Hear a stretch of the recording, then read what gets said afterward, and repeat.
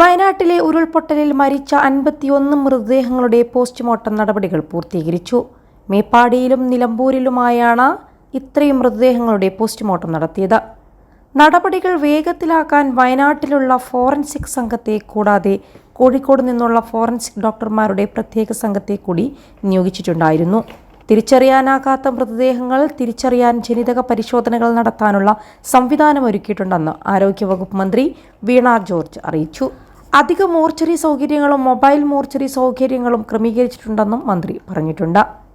ദുരിതബാധിത പ്രദേശങ്ങളിൽ താൽക്കാലിക ആശുപത്രികൾ സജ്ജമാക്കി വരുന്നതായി ആരോഗ്യവകുപ്പ് അറിയിച്ചു. ചൂരൽമലയിൽ മദ്രസയിലും പള്ളിയിലും താൽക്കാലിക ക്ലിനിക്കും സജ്ജമാക്കിയിട്ടുണ്ട്. പ്രദേശത്തെ പോളിടെക്നിക്കിലെ താൽക്കാലിക ആശുപത്രി പ്രവർത്തനം ആരംഭിച്ചിട്ടുണ്ട്. ജില്ലയിലെ ആശുപത്രികളിൽ അധിക സൗകര്യങ്ങൾ ഒരുക്കിയിട്ടുമുണ്ട്. വയനാട്ടിൽ അധികമായി ആരോഗ്യ പ്രവർത്തകരെ നിയോഗിച്ചു. കോഴിക്കോട്, കണ്ണൂർ, തൃശൂർ ജില്ലകളിലെ മെഡിക്കൽ കോളേജുകളിൽ നിന്നുള്ള ടീമിനെ വയനാട്ടിലേക്ക് അയച്ചതായും മന്ത്രി വീണ ജോർജ് അറിയിച്ചു. 21 ലക്ഷത്തോളം സന്തുഷ്ടരായ ഉപഭോക്താക്കളും 2 ലക്ഷത്തോളം തിമിര ശസ്ത്രക്രിയകളും പൂർത്തിയാക്കിയ മലബാറിലെ ഏക കണ്ണാശുപത്രി Al Salama eye hospital, hospital road, Perinthalmanna. Kozhikode നിന്നുള്ള 2 ടീം സ്ഥലത്തെത്തിയിട്ടുണ്ട്. Surgery, orthopaedics, cardiology, psychiatry, forensic തുടങ്ങിയ വിഭാഗങ്ങളിലെ ഡോക്ടർമാരെയും നഴ്സുമാരെയും അധികമായി നിയോഗിച്ചു. സ്വകാര്യ ആശുപത്രികളിലെ ഡോക്ടർമാരുടെ സംഘത്തെയും നിയോഗിച്ചിട്ടുണ്ട്. ദുരന്ത മേഖലകളിൽ പ്രവർത്തന പരിചയമുള്ള ഡോക്ടർ സംഘവും സ്ഥലത്തെത്തുന്നതാണ്. വയനാട് മാത്രമല്ല, സമീപ ജില്ലകളായ മലപ്പുറം, കോഴിക്കോട് തുടങ്ങിയ വടക്കൻ ജില്ലകളിലും ശ്രദ്ധ കേന്ദ്രീകരിച്ചിട്ടുണ്ട്. അവധിയുള്ള ആരോഗ്യ പ്രവർത്തകരോട് അടിയന്തിരമായി തിരികെ ജോലിയിൽ പ്രവേശിക്കാൻ നിർദ്ദേശം നൽകിയിട്ടുണ്ട്. ആവശ്യമായ മരുന്നുകളും മറ്റു ഉപകരണങ്ങളും അധികമായി എത്തിക്കുന്നുണ്ട്.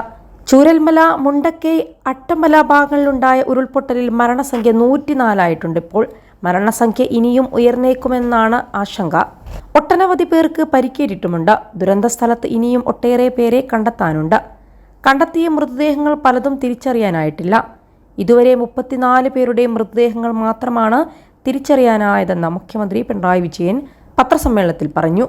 സൈന്യം ഉൾപ്പെടെ രക്ഷാപ്രവർത്തനത്തിനായി രംഗത്തുണ്ട്. മുണ്ടക്കൈ മേഖലയിൽ നിരവധി പേർ ഇപ്പോഴും കുടുങ്ങിക്കിടക്കുന്നതായാണ് വിവരം. ഇവരെ സുരക്ഷിതമായി പുറത്തെത്തിക്കാനുള്ളതാണ് ഏറ്റവും വലിയ വെല്ലുവിളി. അതിനിടെ മുണ്ടക്കൈയിൽ കുടുങ്ങിയ 100ഓളം പേരെ സൈന്യം കണ്ടെത്തിയിട്ടുണ്ട്. രക്ഷാപ്രവർത്തനം സുഗമമാക്കാനായി സൈന്യത്തിന്റെ നേതൃത്വത്തിൽ പ്രദേശത്ത് താൽക്കാലിക പാലം നിർമ്മിക്കാനുള്ള ശ്രമങ്ങളും ആരംഭിച്ചിട്ടുണ്ട്. താൽക്കാലിക പാലം നിർമ്മിക്കാനുള്ള ഉപകരണങ്ങൾ ഡൽഹിയിൽ നിന്നും ചെന്നൈയിൽ നിന്നും വിമാനമാർഗം കോഴിക്കോട് എത്തിക്കാനുള്ള നടപടികൾ ആരംഭിച്ചതായി അധികൃതർ അറിയിച്ചു.